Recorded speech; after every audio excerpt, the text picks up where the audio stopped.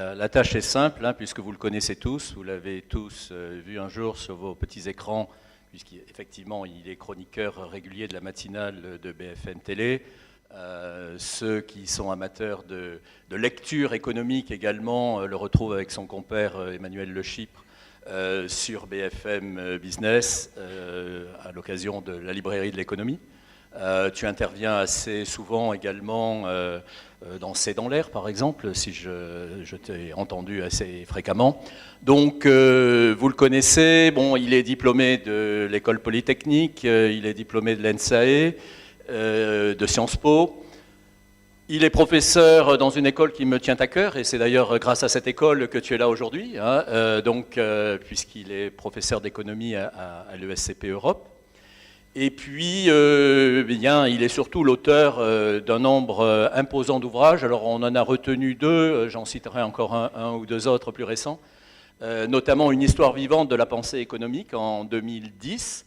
Il faut dire que Jean-Marc a une particularité, c'est qu'il s'inscrit toujours dans la tradition et le fil de l'histoire pour prendre du recul, pour expliquer les situations du moment.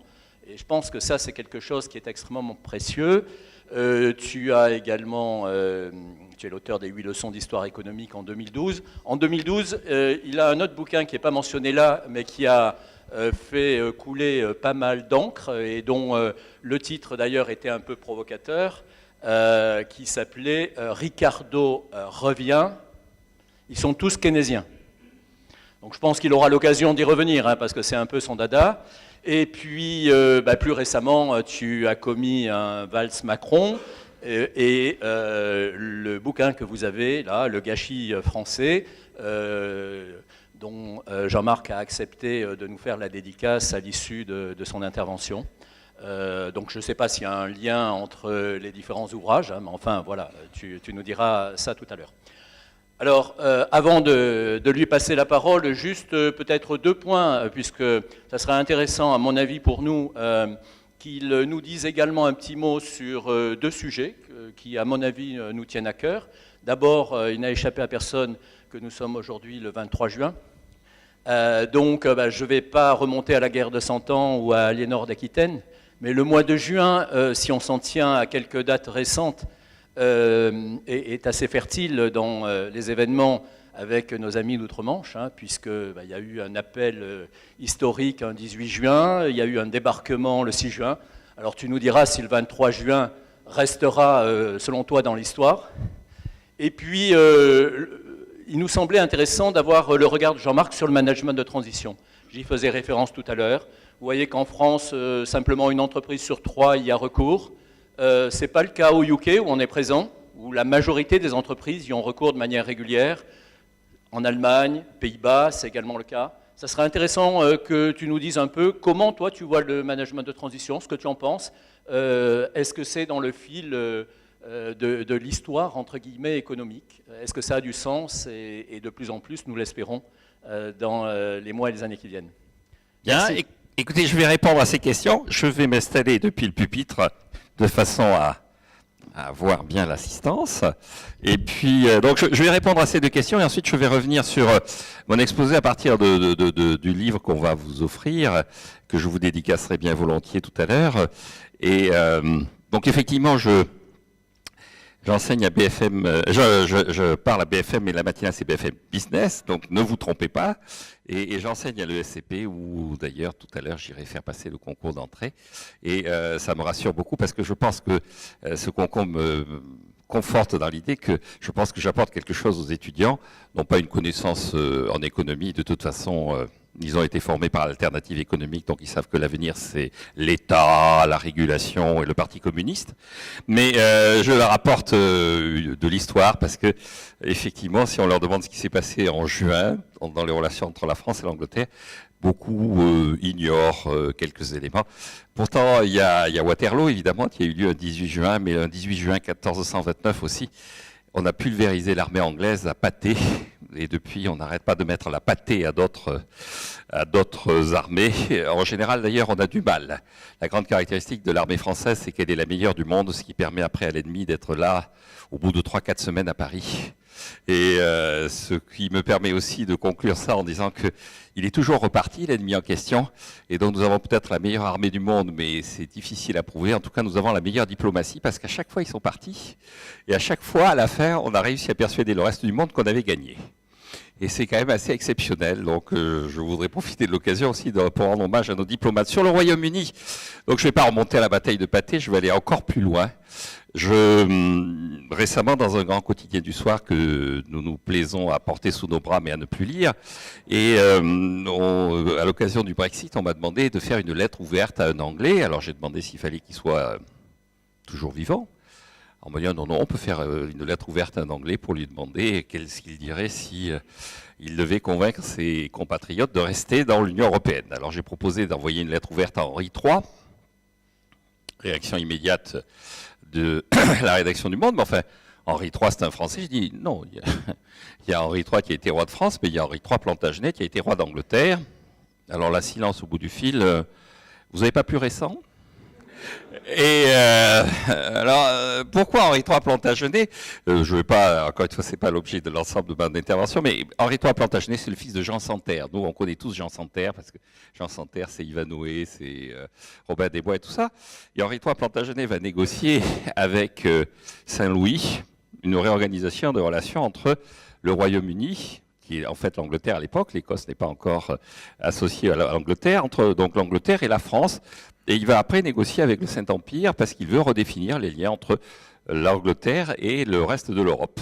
Et ce qu'il propose à Saint-Louis, c'est que l'Angleterre se replie, qu'abandonne un certain nombre de territoires, et elle se replie sur deux villes, Londres et Bordeaux. Pourquoi Londres et Bordeaux ? Parce que ce sont des ports. Ce sont des ports qui sont assez loin de la mer, donc qui sont protégés de toute attaque pirate possible venue de la mer, et qui sont au centre d'une région assez riche. Donc il y a une cohérence économique autour de ces villes, et la démarche de Henri III, c'est de constituer un royaume sur une base qui est une base de cohérence économique. Et en face, l'administration française sort les cartes de l'Empire romain en disant non, mais la vraie carte de la bonne définition, c'est celle qui a été faite par les légistes romains au IIIe siècle après Jésus-Christ. Et je pense qu'on en est toujours là. C'est-à-dire que les Anglais pensent encore qu'une fois qu'un pays d'ensemble cohérent, un contrat social, ça repose sur une dynamique de l'échange, une dynamique d'une certaine forme d'efficacité économique. Comme le disait Keynes, l'enjeu d'une société, c'est l'efficacité économique, la liberté et la justice sociale. Et je pense qu'effectivement, c'est l'enjeu d'une société. C'est une des rares choses pour lesquelles je serais d'accord avec Keynes. Alors qu'en France et à Bruxelles, on pense de plus en plus que l'enjeu d'une société, c'est de publier des textes que personne ne comprend pour générer une chicane qui va permettre à un certain nombre de gens de vivre grassement aux frais du contribuable, avec des conséquences qui sont des conséquences d'une espèce de rigidification du système et de déconsidération du système. Alors par rapport à ça, est-ce qu'il faut faire du management de transition ? Écoutez, le management de transition, je pense qu'il s'inscrit dans une logique qui est celle que nous vivons, c'est-à-dire que on n'arrête pas de nous parler de crise, on n'arrête pas de nous parler de mutation, de métamorphose. Je pense que le monde n'est pas en crise, parce que pour qu'il y ait une crise, il faut qu'il y ait une normalité. Et donc une des questions que l'on devrait se poser quand on parle de crise, c'est qu'est-ce que c'est que la normalité ? Et pour en revenir à des séquences historiques, je dis toujours, à l'âge que j'ai maintenant, je commence à avoir une assez longue pratique du discours politique, et on m'a toujours parlé de crise.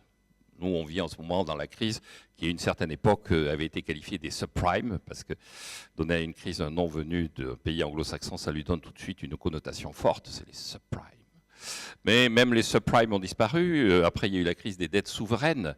Et quant au concours d'entrée à l'ESCP, je demandais aux étudiants quelle est la différence entre une dette publique et une dette souveraine.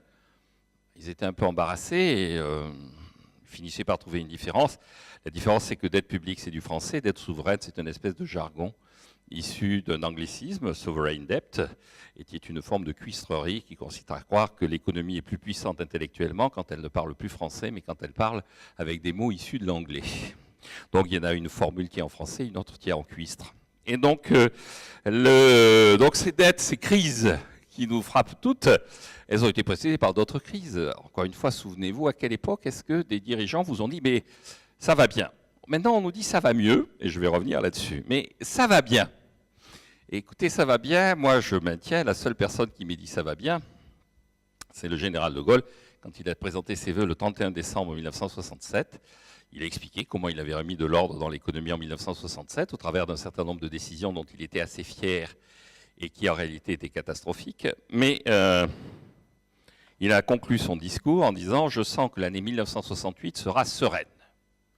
Et donc, à titre personnel, si la normalité c'est 1968 et la crise c'est la période que nous vivons, je pense qu'il vaut mieux être en crise. Mais être en crise, ça veut dire être en capacité de s'adapter en permanence. Et pour s'adapter en permanence, je pense qu'effectivement, pour faire des transitions, pour être capable de... Il est bon à la fois d'avoir un regard extérieur et de comprendre, à mon avis, deux choses. La première chose, c'est qu'il y a toujours des gens qui résistent à toute forme de réforme et de transition. Et pour en revenir à Ricardo, qui est plus dans le sens de mes préoccupations personnelles, Ricardo, au début de son livre, identifie en fait trois types de gens, qui sont les gens qui sont confrontés à l'évolution économique et sociale d'un pays. Il y a les rentiers, qui sont ceux qui vivent avec un revenu qui n'est pas issu de leur talent, mais qui est issu d'une situation, en général une situation confortée par le droit, qui leur permet d'avoir un revenu qui ne correspond pas à l'effort qu'ils fournissent. Il y a les ludites. Donc les ludites, ce sont les gens qui cassent les machines, ce sont donc les gens qui refusent le progrès et qui essaient de conforter une situation, non pas pour préserver une rente, mais pour préserver purement et simplement un statut. Leur enjeu, ce n'est pas un revenu, leur enjeu, c'est un style de vie. Et donc le ludite va refuser le progrès, casser les machines. Et le ludite est plus redoutable parce que le rentier, en général, est assez honteux. On est assez honteux d'être rentier. En revanche, on est assez fier d'être ludite parce qu'on défend en général des valeurs dans le ludisme. C'est-à-dire, à l'époque où le ludisme apparaît, au début du 19e siècle, on casse des machines en disant les machines font des objets textiles, font des vestes, font des vêtements qui sont de moins bonne qualité que la main de l'homme. Et le ludisme français, c'est les canuts. Les canuts cassent les métiers à tisser en disant que la soie tissée par la main de l'homme est de meilleure qualité que la soie tissée par le métier. Petite digression de nouveau pour souligner les cuistres et pour montrer combien je suis pédant. Au moment où les canuts cassent les métiers, ils vont voir le préfet du Rhône et ils disent « mais les métiers sont dangereux, les métiers en plus provoquent des accidents du travail ». Et le préfet du Rhône répond « il n'y a pas de sots métiers, il n'y a que de sottes gens ». Ce qui veut dire en français que le métier n'existe pas, le métier n'est ni intelligent ni idiot. Celui qui est idiot, c'est celui qui l'utilise. Donc, c'est celui qui ne sait pas le faire marcher. Donc, s'il y a des accidents du travail, ce n'est pas parce que le métier à tisser est idiot et mal conçu, c'est parce que ceux qui le font marcher ne savent pas le faire marcher. Or, cette expression « il n'y a pas de sot métier, il n'y a que de sottes gens » qui est un appel à la formation, est présentée maintenant comme un appel au respect du travail manuel. Ce qui prouve là aussi que les gens qui ont des dettes souveraines ne savent pas non plus qu'un métier n'est pas un emploi, mais une machine. Ces cours de français un peu cuistres, de ma part également, ayant été donnés, maintenant je vais passer au fond de mon sujet. Alors pour en revenir au management, le troisième type de gens qu'identifie Ricardo, c'est les gens qui sont les porteurs d'avenir, ce sont les capitalistes. C'est-à-dire les gens qui sont dans une dynamique intellectuelle où la croissance économique repose sur du profit et sur la capacité que l'on a à faire du profit, à se projeter dans l'avenir. Le rentier veut préserver le passé, le ludite veut préserver le présent, et le capitaliste veut préparer l'avenir. Le management de transition, ça consiste à gérer les ludites, gérer les rentiers pour favoriser le capitaliste. Ce que montre l'expérience, c'est que le capitaliste a du mal en général, et surtout, assez souvent, il se laisse impressionner par le ludite et par le rentier. Et il n'est pas mal que des gens viennent vous expliquer, non pas ce qu'il faut faire, mais vous conforter dans votre opinion et dans votre idée que le ludite et le rentier ont tort. Je vais même plus loin, ils ont perdu. Parce qu'historiquement, ils ont toujours perdu, et je vais essayer maintenant de vous expliquer pourquoi dans la société dans laquelle nous vivons, le ludite et le rentier d'aujourd'hui ont perdu. Ce qu'il y a d'important d'ailleurs, et c'est là qu'il va y avoir besoin de management de transition, c'est qu'aujourd'hui, dans la caractérisation de l'économie dans laquelle nous sommes, où est le rentier, où est le ludite? Ce qu'identifie bien Ricardo, c'est que le rentier, en général, ce qui le détruit, c'est la concurrence. Et ce qui détruit le ludite, c'est le progrès. Or, nous sommes dans une société où le progrès génère de la concurrence. Donc, dans une société où ce qu'on va avoir à affronter, ce sont ceux qui sont à la fois rentiers et ludites, c'est-à-dire qui refusent le progrès parce que les machines les mettent en concurrence. Grosso modo, les ludites rentiers sont aujourd'hui dans les secteurs qui sont encore en monopole. Quel est le secteur qui, par définition, par essence, est en monopole? C'est l'État. Donc les ludites et les rentiers sont fondamentalement les agents de l'État et des activités gérées par l'État.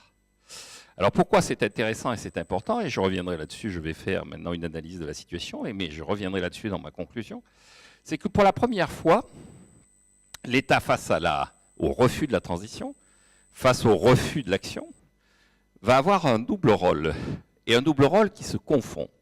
Avant, il avait un double rôle qui consistait à assurer l'ordre public, et puis à regarder les gens qui géraient effectivement la fin des rentiers et des ludites.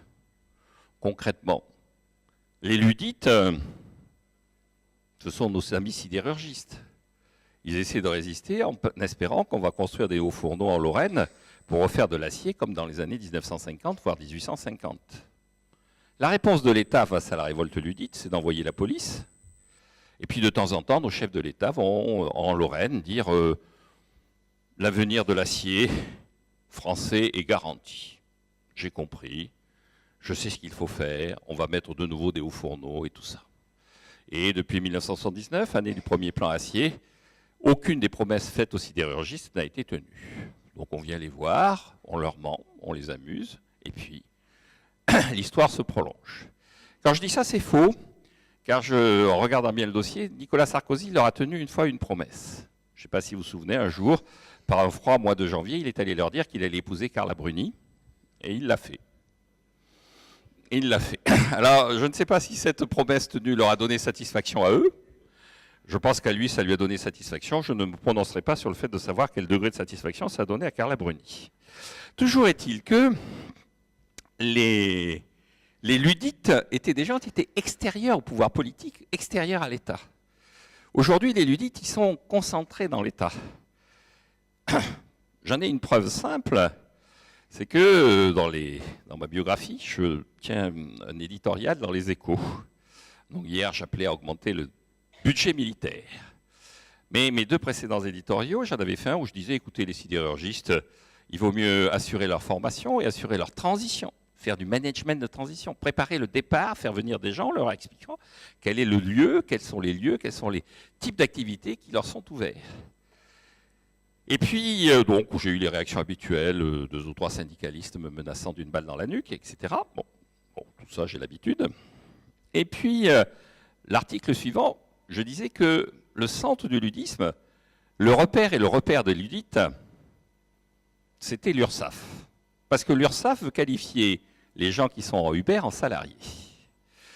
Et donc, l'URSSAF, je disais, c'est un repère, R-E-P-E, accent grave R-E, et un repère, R-E-P-A-I-R-E, de ludites.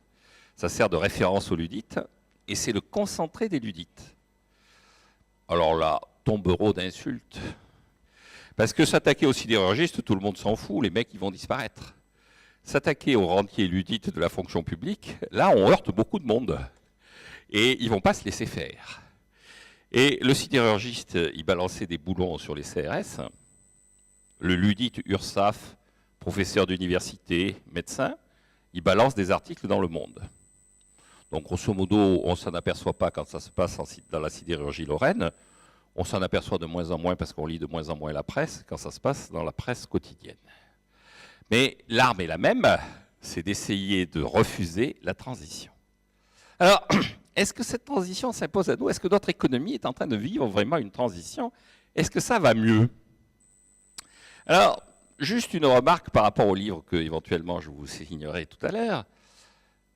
Ce qu'il y a de frappant, c'est que nous vivons dans un contexte économique qui a été mis en place il y a 40 ans. Et que dans ce contexte économique, nos dirigeants ont été convaincus que c'est par une habileté qui consiste à mentir qu'ils arriveraient à garantir une forme de confort à ce pays qui lui permettrait de retarder indéfiniment l'effort à fournir et la transition à assumer. Grosso modo, on a pour moi une histoire économique qui est caractérisée par un esprit à la Dubarry, encore 5 minutes, monsieur le bourreau, et pour gérer ces 5 minutes que le bourreau va nous donner, on vit sur le mensonge. Ce mensonge, il est organisé à partir de 1976. En 1976, après le premier choc pétrolier, après l'échec des relances keynésiennes de 1975, on demande à l'OCDE de faire un rapport. Et ce rapport est rédigé par un groupe d'économistes qui est présidé par M. McCracken. Paul McCracken est un économiste américain qui n'est pas un des plus brillants à l'époque, mais qui a été le conseiller économique de Nixon. Et l'administration américaine veut montrer que le Watergate n'a pas été une vendetta anti-parti républicain, anti-administration républicaine, mais anti-Nixon. Donc on lui donne un poste assez important, responsable de ce rapport, et avec son équipe d'économistes, dans laquelle au début il y a d'ailleurs Raymond Barre, il va arriver à une double conclusion. La première, c'est que les difficultés de l'économie mondiale, de l'économie de l'OCDE en 1976, mais de l'économie mondiale d'une façon générale, autour de deux problèmes. Le premier problème, c'est le déficit budgétaire américain.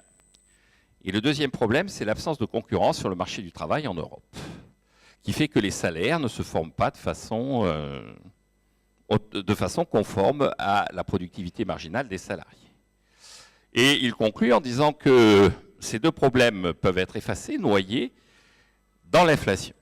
Le résultat de ces deux problèmes, c'est qu'on débouche sur de l'inflation. Et donc, pour la société, dit-il, ou bien on va continuer à vivre dans l'inflation, ou bien on va accepter cette idée que l'inflation n'est pas un outil, mais plutôt un problème. Et donc, on va supprimer l'inflation et résoudre les deux problèmes qui sont à l'origine des difficultés, c'est-à-dire le déficit budgétaire américain et l'absence de concurrence sur le marché du travail.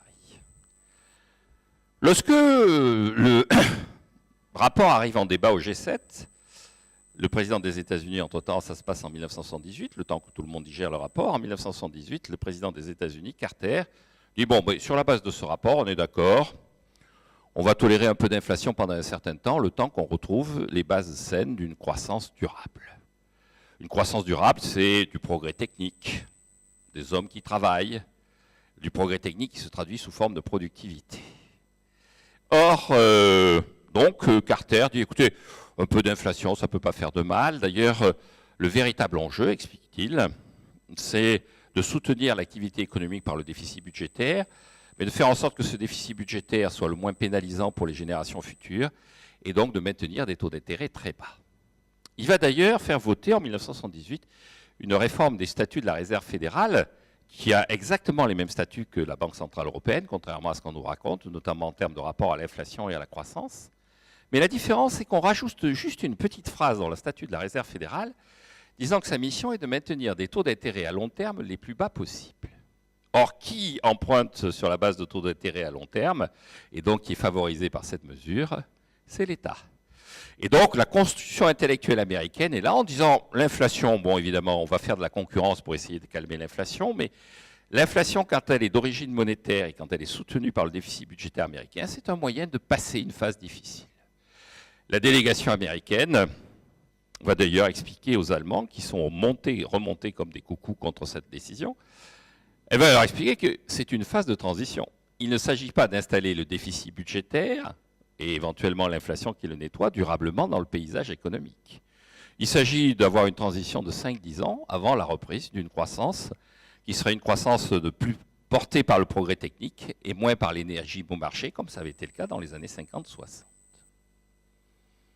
Au dernier G20, les Américains ont redit, bon, il faut accepter une période de transition avant la reprise de la croissance.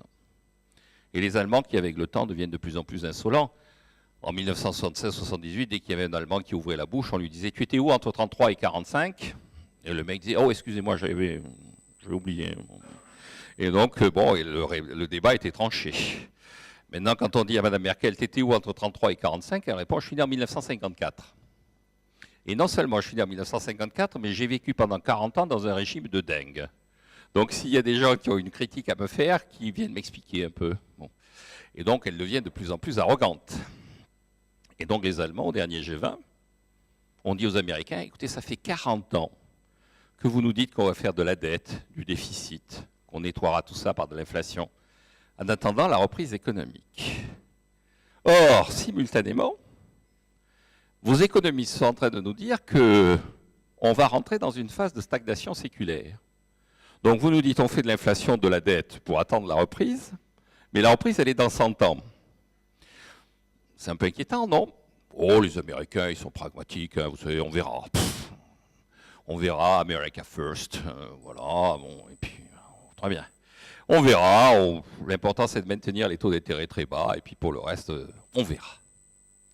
La France, dans tout ça, elle est censée être du côté des Allemands, avoir compris qu'il faut libéraliser le marché du travail, et que l'inflation n'est pas un outil, mais est un problème.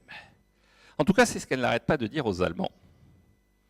Elle dit ça aux Allemands depuis 40 ans. À chaque fois qu'il y a un nouveau président de la République, il se rend d'abord à Bonn, ensuite à Berlin, et puis il va leur dire on a signé des traités, on est 100% d'accord avec vous. Et puis quand il rentre à Paris, il dit ah, je les ai remis au pas, les casques à pointe. Hein. Ah non, non, mais les ayatollahs de la concurrence de Bruxelles et les psychorigides monétaristes de Bonn et de Francfort, ils ont entendu ce qu'ils avaient à entendre. Hein. Et donc là, moi, ma priorité, c'est l'emploi. Et l'emploi, il ne se construira pas sur un modèle néolibéral.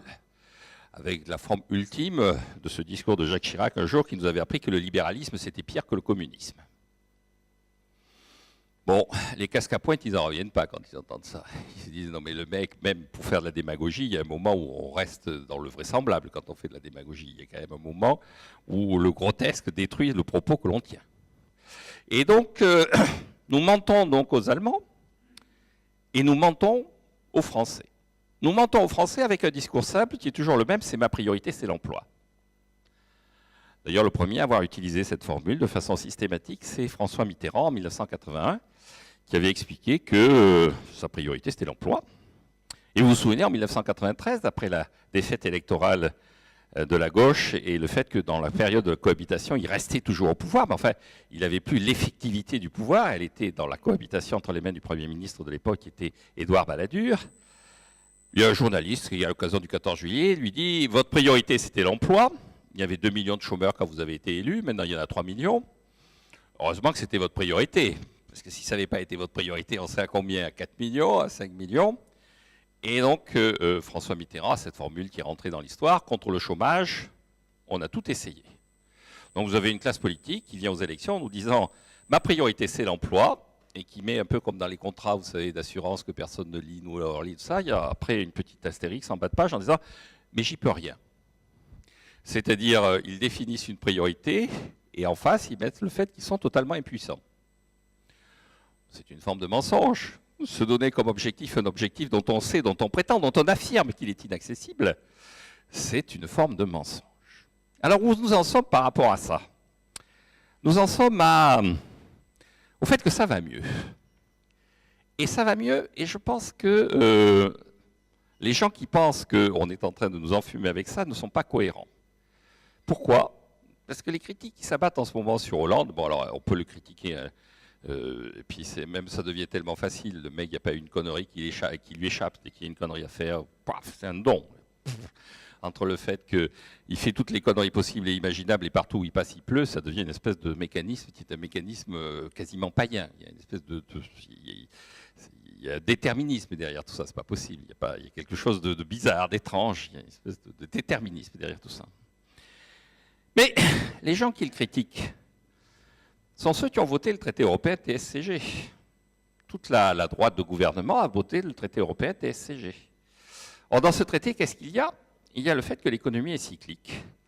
Et donc, quand on analyse la situation de la politique budgétaire, la situation des finances publiques, il faut décomposer dans le déficit ce qui est lié au cycle, le déficit conjoncturel, et ce qui est lié à un déficit permanent qui s'enquiste dans l'économie, qui menace la réalité économique et qui doit être réduit. Et donc, il y a un déficit conjoncturel, un déficit structurel. S'il y a un déficit conjoncturel, un déficit structurel, il y a des phases de basse conjoncture et des phases de haute conjoncture. Si on pense qu'il faut analyser le déficit en conjoncturel structurel, ça veut dire qu'on pense qu'il y a des périodes où ça va mieux et des périodes où ça va mal. À partir du moment où on vote ça, on s'attend au moment où ça va aller mieux. Hollande, lui, dans tout ça, qu'est-ce qu'il a fait? Il a fait une analyse des cycles qui ont précédé le cycle dans lequel nous vivons. Les récessions, les ralentissements, ils ont eu lieu en 1993, en 2001 et en 2009. À chaque fois, on nous annonçait la crise. En 1993, c'était l'immobilier. En 2001, c'est les subprimes. Évolution, encore une fois, sémantique forte. Et à chaque fois, on nous annonce pour les uns la fin du capitalisme avec délectation, pour les autres l'abomination générale de la finance. Déjà en 93, c'était la finance qui était derrière tout ça. Et puis 4-5 ans après, ça repart. En 98, 99, après 93 où on a nous annoncé la fin du capitalisme, moi j'ai participé en 99 à un colloque où le thème c'était comment est-ce que la planète va vivre en 2015 sans dette publique américaine. Pourquoi? Parce que l'administration Clinton avait commencé à rembourser la dette, à faire des excédents budgétaires, puisque dans la phase importante du cycle, il faut avoir des excédents budgétaires, dans la phase favorable du cycle. Et donc l'administration Clinton, qui gérait l'économie sur la base d'une logique cyclique, engrangeait des excédents pour pouvoir préparer. Et il y avait des gens qui disaient, mais à la vitesse à laquelle ils remboursent la dette, en 2015, il n'y aura plus de dette. Alors il y a quelques personnes qui disaient, oui, mais enfin ça va se retourner, il y a un cycle. Non, non, vous voyez bien, ils remboursent la dette, c'est parti. Reconnaissons qu'il y a une chose dont nous ne souffrons pas en ce moment, c'est l'absence de dette publique américaine. Bon, on a des difficultés, mais ça, l'administration Bush nous a permis d'échapper à cette difficulté. Donc il y a un cycle. Et donc le véritable enjeu, c'est, non pas ça va mieux, c'est jusqu'où on rebondit dans le cycle. Grosso modo, les économistes présentent ça en disant l'économie, c'est une balle de tennis dans un ascenseur. La balle de tennis qui rebondit, c'est le cycle. L'ascenseur, c'est la tendance. C'est l'augmentation sur le long terme de la croissance économique. Et donc le véritable enjeu, ce n'est pas le rebond de la balle de tennis, c'est la vitesse à laquelle monte l'ascenseur. La question que nous devons nous poser, c'est est-ce que l'ascenseur est en panne? Alors, c'est le débat de la stagnation séculaire. Je pense, à titre personnel, que l'ascenseur n'est pas en panne. Mais je pense qu'on mesure mal le fonctionnement de l'ascenseur. Je pense qu'il y a 3 considérations dans ce que nous vivons qui sont des erreurs d'interprétation et d'analyse et qu'il faut revenir donc à Ricardo et aussi à Walras. Pourquoi je dis ça? Premier élément, dans le débat sur la stagnation séculaire et dans le débat sur la croissance, on met en avant les gains de productivité, mais on a un mal fou à mesurer les gains de productivité. Concrètement, lorsque vous augmentez la production d'un champ pour en faire d'un champ qui produit du blé, la productivité, c'est le nombre de quintaux par hectare, et ça se mesure assez facilement. Vous savez, d'une année sur l'autre, combien de quintaux de blé vous avez récupéré. Dans l'industrie, vous mesurez ça par le nombre d'automobiles, par exemple, produites par heure travaillée. Vous pouvez le mesurer, mais déjà vous avez un doute dans l'évolution de la productivité parce que une automobile de 1960 n'a rien à voir avec une automobile de 2016. Et donc la question que vous devez vous poser quand vous voulez mesurer l'évolution de la productivité dans l'industrie automobile, c'est comment intégrer l'effet qualité. Nous sommes dans une économie maintenant qui est une économie où de plus en plus, ce qui se met en place, ce sont des mécanismes d'effet qualité. Oh, je vais prendre un exemple simple. Nous sommes passés de la 3G à la 4G. Tous les opérateurs téléphoniques qui ont fait ça l'ont fait à prix constant. Ils nous ont annoncé un beau jour, j'ai une bonne nouvelle pour vous. Je vous donne la 4G, alors qu'avant vous étiez à la 3G, je vous la donne gratuitement. Sur le plan de la productivité, sur le plan de l'efficacité, sur le plan de la réalité économique, pour le même prix, vous en avez plus. Ça se traduit de façon symétrique sur le plan économique, sur le fait que l'unité de référence, puisque vous en avez plus pour le même prix, l'unité de référence a vu son prix baisser. Et donc, il faut mesurer cette baisse de prix. C'est d'autant plus important pour l'INSEE, qui va opérer ce travail, que l'indice des prix sert de référence à beaucoup de paramètres économiques. Donc, il faut le faire de façon très précise. Donc, que fait l'INSEE? L'INSEE va demander aux gens quel est le bien-être supplémentaire qu'ils ont récupéré et va convertir cette augmentation de bien-être en baisse de prix. Quand l'INSEE a posé la question, 30 à 35% des gens ont répondu « je ne comprends pas la question ». Effectivement, les opérateurs téléphoniques m'ont dit que je passais de la 3G à la 4G, mais je n'ai toujours pas compris ce que ça voulait dire. Je sens bien que c'est quelque chose dont ils sont contents, mais je me demande si derrière il n'y a pas une escroquerie. Bon. Alors mesurer le bien-être, c'est assez difficile. D'ailleurs, cette mesure du bien-être, deuxième exemple qui est célébrissime, Larry Summers, qui est l'ancien secrétaire au Trésor de Clinton, un jour au FMI a fait une déclaration sur la stagnation séculaire en disant on est fasciné par la technologie, mais les nouvelles technologies ne nous apportent pas autant de bien-être qu'on ne pourrait le penser. Et il prend comme exemple la gestion de l'eau, la salle de bain, qui est de la technologie très primaire sur le plan de la physique, hein, c'est de la répartition de pression telle qu'on pouvait le faire et le concevoir au XVIIe siècle, et le passage de la 3G à la 4G, qui au contraire mobilise de la physique assez élaborée. Et il dit, en termes de bien-être, il prend l'Assemblée, il dit, vous avez le choix entre une société sans salle de bain avec l'eau que l'on va chercher au puits et la 4G, ou une société avec l'eau courante, la salle de bain et la 3G. Qu'est-ce que vous choisissez? Alors, quand il pose la question, dans le petit groupe d'experts qu'il y a là, tout le monde va du côté salle de bain 3G, sauf les Français qui vont du côté puits 4G. Comme la question avait été posée en anglais, ça a permis de mesurer que les Français ne comprennent toujours pas l'anglais. Donc le progrès technique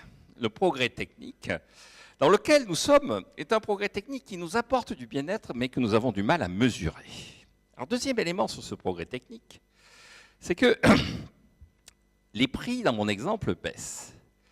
Et on en vient à l'histoire, vous savez, l'entrepreneur, vous êtes tous plus ou moins dans les entreprises, et maintenant, si vous êtes entrepreneur et tout ça, vous cessez d'être un entrepreneur banal. En général, vous êtes un entrepreneur schumpeterien. Je ne sais pas si vous mesurez ce que ça veut dire. Personne en réalité ne mesure, parce que tout le monde vous invite à relire Schumpeter, mais tous ces gens qui vous invitent à relire Schumpeter devraient commencer par le lire. Et il s'apercevrait qu'il y a beaucoup de choses dans Schumpeter, il y a des choses intéressantes, mais par-delà la définition de l'entrepreneur, Schumpeter est fasciné par un personnage qui est Krupp. Or, ce qu'il y a de fascinant chez Krupp, c'est sa capacité à se mettre en situation de monopole. Ce qu'explique bien Schumpeter, c'est que le véritable ennemi de l'entrepreneur, c'est l'imitateur. Et pourquoi c'est l'imitateur? Parce que l'imitateur va introduire de la concurrence et va empêcher l'entrepreneur de bénéficier à plein de son efficacité, de son effort, de son inventivité. Quand l'entrepreneur est en monopole, il peut augmenter les prix, il fait des profits, et ces profits rémunèrent et récompensent son effort et son inventivité. Dès qu'il y a un concurrent, qu'il appelle un imitateur, parce que ce concurrent, il se contente de le copier, ce concurrent fait baisser les prix, donc casse la dynamique de l'entrepreneur, et en plus n'a aucun mérite puisqu'il est un imitateur. Et donc Schumpeter est remonté contre l'imitateur. Or, nous sommes dans une société d'imitateurs.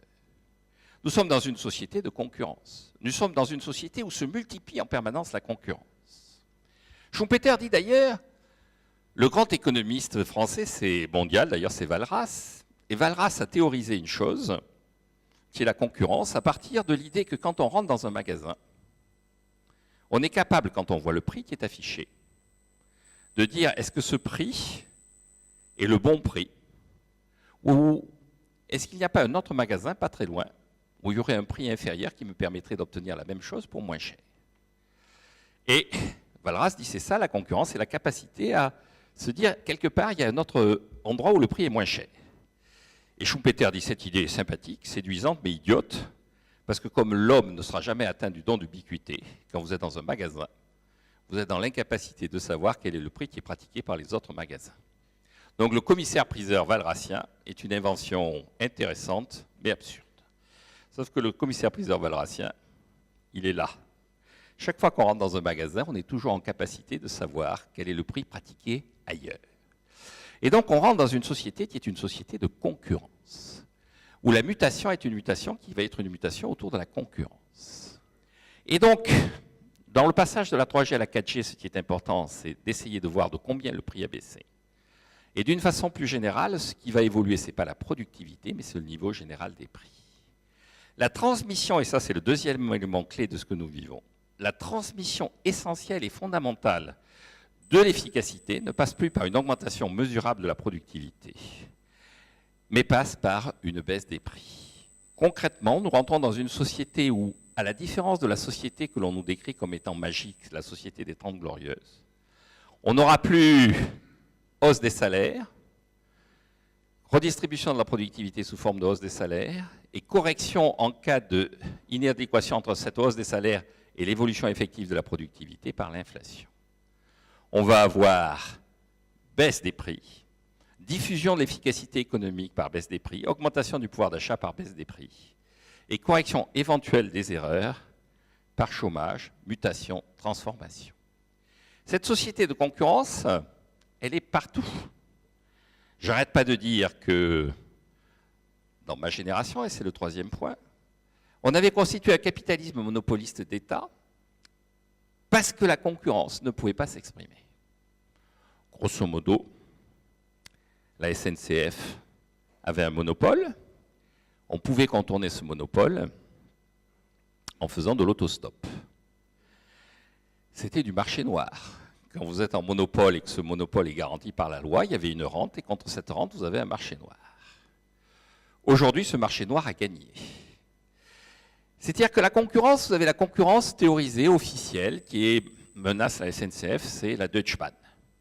Et donc, les cheminots, à ce moment, ils luttent contre d'autres compagnies de chemin de fer en disant, mais vous savez, dans les autres compagnies de chemin de fer, ils sont obligés de travailler, nous, on ne va pas travailler. Donc, si la concurrence, c'est nous mettre au travail, on ne veut pas de la concurrence. Donc, ils ont une vision dans laquelle leur concurrence, c'est une autre compagnie de chemin de fer. Vous avez la direction de la SNCF qui voit bien que le concurrent, c'est la route. Et donc, elle demande au pouvoir de lui donner la possibilité d'aller sur la route.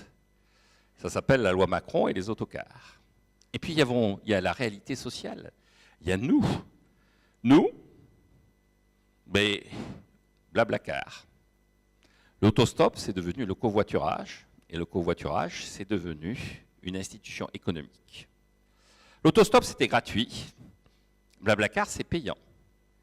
Donc, le prix a baissé par rapport à la SNCF.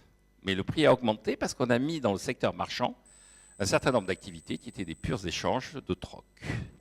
Et donc, les nouvelles technologies, ça introduit de la concurrence, mais ça met dans le secteur de marché un certain nombre d'activités qui étaient vécues comme étant auparavant des pures activités de troc, d'échange et de relations sociales. C'est la France du bon coin, comme certains disent. Enfin, certains qui savent ce que c'est que le bon coin. Et donc, la France du bon coin, c'est la France de la monétarisation d'un certain nombre de relations, mais sur la base d'un prix qui va baisser sans cesse. Alors, la troisième caractéristique de ça, et on en revient à mon premier propos, c'est effectivement, dans une société qui est dans une société où les prix vont baisser, et où donc la croissance va se mesurer de façon différente, est-ce que nous avons les bons outils? La réponse est non. Il va falloir se mettre à véritablement réfléchir à une société de déflation et non pas une société d'inflation. Alors c'est difficile. Nos dirigeants n'arrêtent pas de commenter l'actualité en demandant à la Banque centrale de rétablir l'inflation.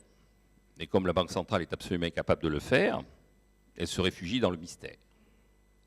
Le grand rôle du métier central, maintenant, comme le disait Alan Greenspan, vous vous souvenez de la formule célèbre, hein, si vous avez compris ce que j'ai dit, c'est que je me suis mal exprimé. Et donc ça, c'est un banquier central, il a compris sa mission, et donc c'est devenu l'archétype. D'ailleurs, même vous avez maintenant, si vous êtes abonné à un certain nombre, enfin, il y a tout un tas de gens qui prospèrent d'officines, qui sont là pour vous expliquer ce que vient de dire le banquier central. Dès que M. Draghi, Mme Yellen parlent, vous recevez tout un tas de mails en vous disant « Monsieur Machin, spécialiste en interprétation de la parole du banquier central, va vous commenter. » Moyennant finance, évidemment. Et donc, M. Machin joue à peu près le rôle que jouaient les prêtres vis-à-vis de la Pythie à Delphes. Madame Yellen a parlé. Et donc, alors, ça peut être délirant. Je vous rappelle que Greenspan avait lancé un jour le fait que le véritable indicateur, c'était l'indicateur du prix des sous-vêtements à New York. Alors, il y a des spécialistes maintenant de l'indicateur sous-vêtements. Men's Underwear, si vous suivez un peu, vous avez le MUI, Men's Underwear Index, et vous recevez des mails vous disant commentaire du Men's Underwear Index, voilà où on en est sur le MUI. Bon. Là, on est dans ce que j'appelle une forme de rente particulière, c'est la rente de l'imposture. Le banquier central, lui, il ne peut rien contre tout ça. Il a en face de lui une société qui ne générera plus d'inflation. Mais il a en face de lui une classe de dirigeants, une classe politique qui a la nostalgie de l'inflation. Et puis, une fois qu'elle aura compris que ça ne va pas revenir, qu'elle se sera adaptée, il va falloir qu'elle gère ses ludites. Et ces ludites, ce sont les agents des monopoles. Alors pourquoi ils sont menacés?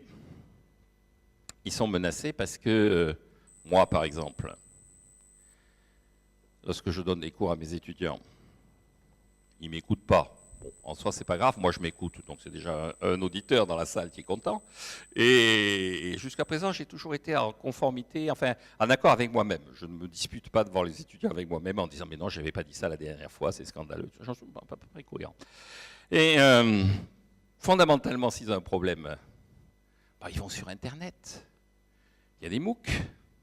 Une université de demain, ce sera plus moi, ce sera des MOOC, et puis ce sera un lieu d'évaluation.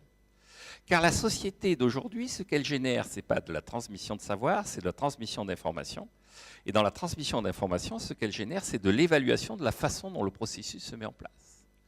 La véritable transition, c'est d'être capable d'évaluer, de mesurer. Le véritable enjeu, c'est la mesure du progrès. Le véritable enjeu, c'est la mesure de la qualité. Le véritable enjeu, c'est la mesure permanente du service rendu. Or, un monopole n'a pas cet enjeu. Un monopole, on est obligé de passer par lui. Donc la qualité, il s'en moque.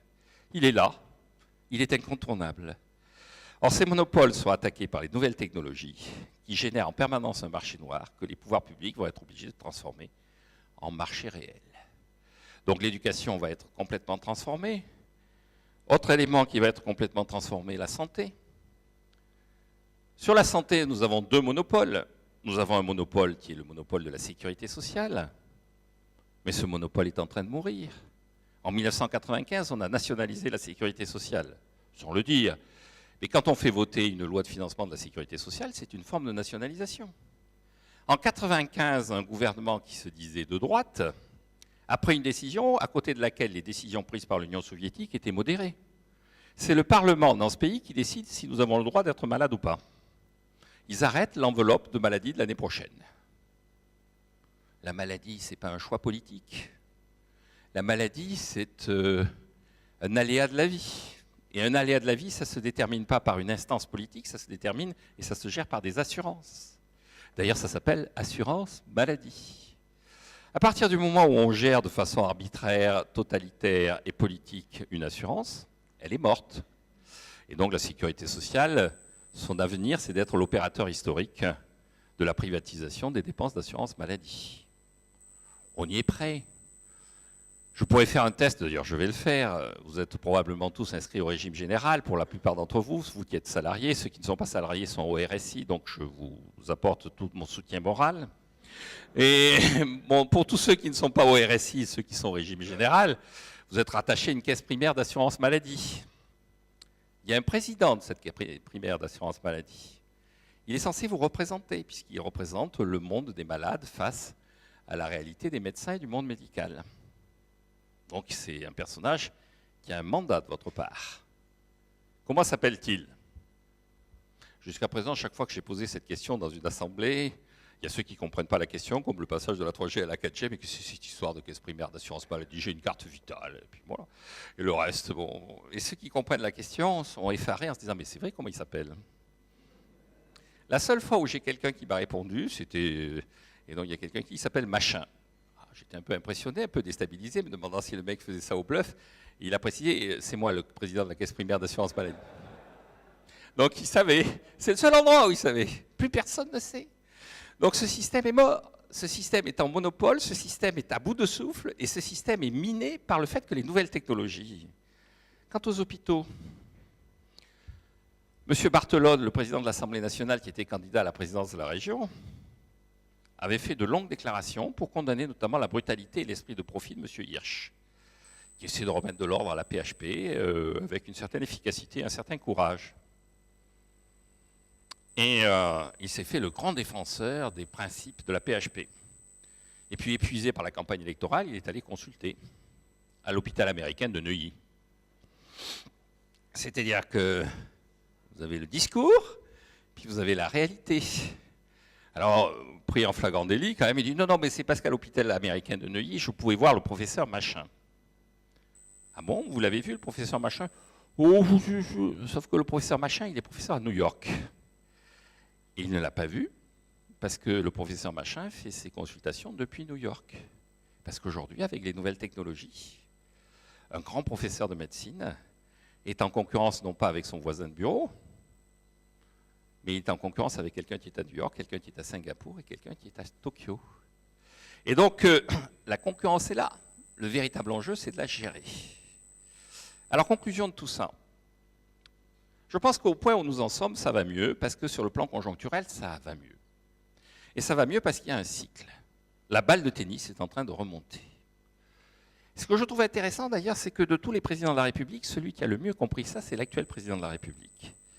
puisque nos dirigeants ont passé leur temps à mentir tantôt aux Allemands, tantôt aux Français, en général les tantôt n'étant pas en opposition, n'étant pas disjonctifs, mais étant pas exclusifs, étant plutôt disjonctifs. Mais il est arrivé en se disant, je vais essayer de jouer le jeu. Je vais aller dire aux Allemands, je vais redresser les comptes publics, parce que je ne sais pas si vous vous souvenez dans quel état il a trouvé les comptes publics. Hein. Il y a eu 5 ans de grand emprunt, relance, loi TEPA et tout ça. Bon, ça laissait des traces hein, quand même. Et donc il dit, je vais redresser les finances publiques, et puis ensuite, quand la situation conjoncturelle s'améliorera, je ferai des réformes structurelles, et notamment sur le marché du travail, puisque depuis 1976, le vrai problème, c'est le marché du travail. Et c'est ce qu'il a fait. Le seul problème, c'est que ce redressement des finances publiques est tombé entre les mains des sadofiscalistes de son parti. On devait redresser les finances publiques, on s'est mis à persécuter l'entrepreneur. Dès que ça bougeait, paf, on cognait. Et donc, dans mes chroniques du matin, un jour, je racontais que sous le directoire, on avait créé un impôt sur la pleine lune. Et je disais, je vais arrêter de raconter ces histoires, parce que vu la tentation actuelle dans laquelle est le gouvernement, il pourrait prendre ce genre de proposition au premier degré. À l'époque, le secrétaire d'État au budget, c'était M. Cazeneuve. Et M. Cazeneuve, 10 minutes après mon intervention, m'a fait envoyer par son service de communication chiche. Alors après, à l'époque, je me suis dit c'est un trait d'humour. Quand je le vois agir comme ministre de l'Intérieur, finalement, je pense que ce n'était pas du tout un trait d'humour. Et qu'on l'a échappé belle, hein. On l'a échappé belle. Donc cette déformation d'une intention initiale qui était intelligente en sadofiscalisme a explosé la première phase. La deuxième phase, elle est en train de se terminer autour de l'arsenal, dans le grotesque. C'est dommage. Parce que l'intention était bonne. Il faut redresser les finances publiques. Et le montant dont il faut redresser les finances publiques était le bon, puisqu'il avait annoncé qu'il fallait faire 50 milliards d'économies dans le budget de l'État. Notre déficit structurel, notre enjeu de finances publiques, c'est 50 milliards. Sur 1210 milliards de dépenses publiques, on devrait pouvoir quelque part y arriver. Mais je crois que l'enjeu à moyen terme n'est plus celui-là. Je pense que le véritable enjeu, c'est d'accepter une société de concurrence dans laquelle, effectivement, l'État ne va pas avoir à baisser ses dépenses publiques, mais à baisser ses ambitions. C'est-à-dire constater qu'il n'est pas fait pour gérer l'enseignement, qu'il n'est pas fait pour gérer la santé, que l'État est là pour être non pas le maître d'œuvre, mais le maître d'ouvrage de l'économie de demain. Et une économie de demain où notre pouvoir d'achat nous sera donné par des baisses de prix, et non pas par des hausses de salaire. Et quand je dis hausse de salaire, c'est assez réducteur parce que la vraie question qui va se poser assez vite, c'est est-ce que l'organisation salariale a encore un sens dans une économie d'échange et dans une économie où, effectivement, de plus en plus de relations sont des relations contractuelles. Dans les médias, qu'ils fassent ces 50 milliards d'économies et ensuite qu'ils commencent le combat contre les ludites en organisant la privatisation de la moitié des services publics. Voilà les enjeux. Alors, est-ce que les Anglais vont se tirer ? On s'en fout. Qui se casse ? Qui se casse ? C'est un peu triste, et je conclurai là-dessus. J'avais fini par envoyer une lettre, puisque j'ai commencé par Henri III, j'ai envoyé une lettre à Gladstone. Gladstone, donc c'est le Premier ministre anglais de référence du 19e siècle. Et je commençais la lettre en disant la reine Victoria, qui était la reine de votre époque, était la souveraine de 1/4 de l'humanité. La reine Elisabeth II finira son règne sans être reine d'Écosse. Sic transit gloria mundi. Bon, mais fondamentalement, on s'en fout. Et si on s'adaptera. On s'adaptera. L'esprit d'Henri III reviendra et le pragmatisme anglais refera de nouveau merveille. Merci de votre écoute. En général, à ce moment-là, je dis merci de votre compréhension parce que comme je suis arrivé en retard, je dis c'est la faute de la RATP. Mais cette fois-ci, la RATP était à l'heure et de façon efficace. Il n'y avait ni colis piégés, ni grève, ni voilà, tout fonctionnait. Donc merci de votre attention et non pas de votre compréhension. Nous rentrons dans la phase des questions.